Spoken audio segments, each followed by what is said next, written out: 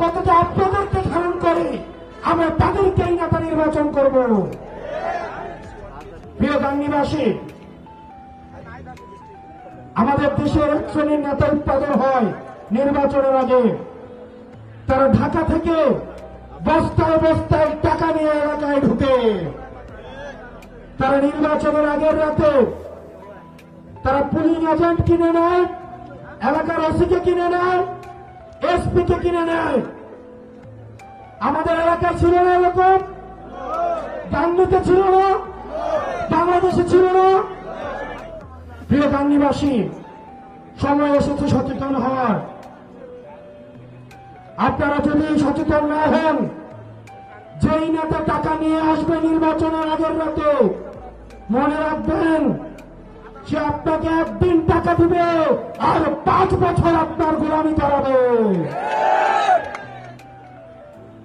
জনগণের যারা নেতৃত্বে আসবে তারা জনগণের সেবক, কিন্তু নির্বাচনের আগের রাতে সে যখন আপনাকে টাকা দিতে পারবে তখন আর সেবক থাকবে না, তখন সে হয়ে যাবে মালিক আর আপনি হয়ে যাবেন দাস।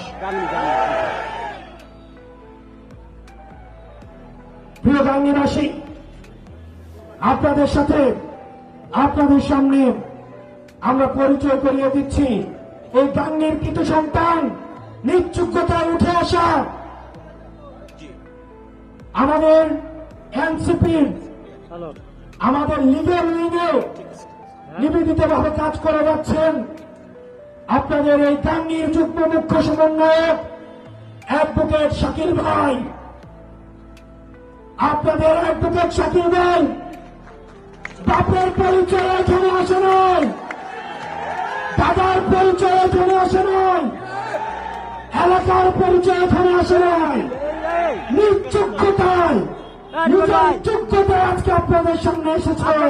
আমরা কোন পিন্ডির উপরে, দিল্লির উপরে, লন্ডনের উপরে, আমেরিকার উপরে নির্ভর করতে চাই না। আমরা কোন ব্যবসায়ী থেকে আমাদের মগজ, আমাদের রাজনীতি কোন ব্যবসায়ীর কাছে আমরা বর্গা দেইনি।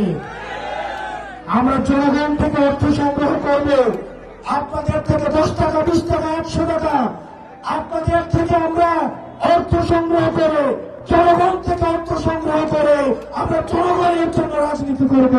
আপনার অ্যাডভোকেট শাকিল ভাইকে হাতকে শক্তিশালী করেন, ওনাকে সমর্থন দিয়ে এনসিপিকে শক্তিশালী করেন। আমরা এনসিপি সংস্কারে এবং সংসদে আমরা বাংলাদেশের ইতিবাচক পরিবর্তন করব। কিছু রাজনৈতিক দল এখন ঐক্যবদ্ধ হয়েছে নির্বাচনকে পিছিয়ে দেওয়ার জন্য। তারা সংস্কারও চায় না, তারা বিচারও চায় না। এটি করে করে এখন তারা নির্বাচনকে পিছিয়ে দিতে চাচ্ছে। তারা যদি নির্বাচন চায় তাহলে সংস্কার এবং বিচার অতি দ্রুত শেষ করতে চাইত। সেজন্য আমাদের দ্রুততম সময়ের মধ্যে এই অন্তর্বর্তীকালীন সরকার আপনারা পিলু পাস করবেন না, আপনারা হাইকোর্ট দেখাবেন না।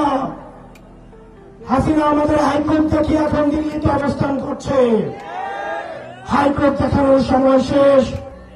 আপনারা বিচার নিশ্চিত করেন এবং গণতান্ত্রিক উত্তরণের জন্য, যথাযথ নির্বাচনী পরিবেশের জন্য আপনারা আমাদের প্রতিষ্ঠানগুলিকে সংস্কার করুন, নির্বাচন ব্যবস্থাকে সংস্কার করুন।